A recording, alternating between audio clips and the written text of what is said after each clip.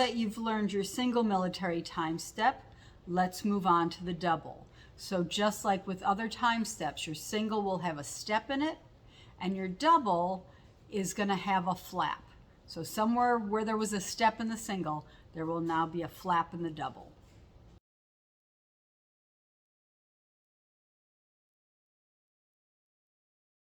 Now, to make this a double, you are going to add a flap after the hop.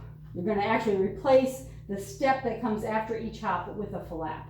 Shuffle, hop, flap, step, step, shuffle, hop, flap, step, step, shuffle, hop, flap, shuffle, hop, flap, shuffle, hop, flap, step, step, shuffle, hop, flap, step, step, shuffle, hop, flap, step, step, shuffle, hop, flap, shuffle, hop, flap, shuffle, hop, flap, step, step.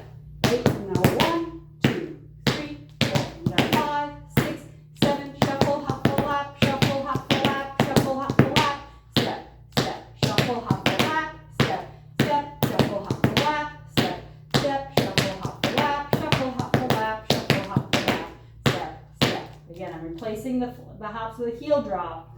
Now this flap is really fast, and you want to keep things underneath you. You don't want to be, you don't want to travel with this. You don't want to, you want to try to stay in place. So when you do your flap, put it down right next to the foot you're standing on.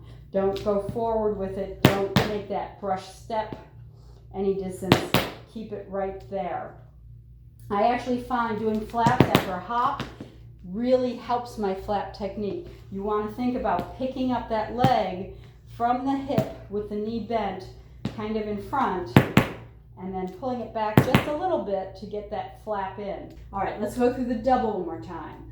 5, 6, 7, shuffle, hop, flap, step, step, shuffle, hop, flap, step, step, shuffle, hop, flap, shuffle, hop, flap, shuffle, hop, flap, step, step, shuffle, hop, flap, step, step, shuffle, hop, flap, step, step, shuffle, hop, flap, shuffle, hop, flap, shuffle, hop, flap, step, step.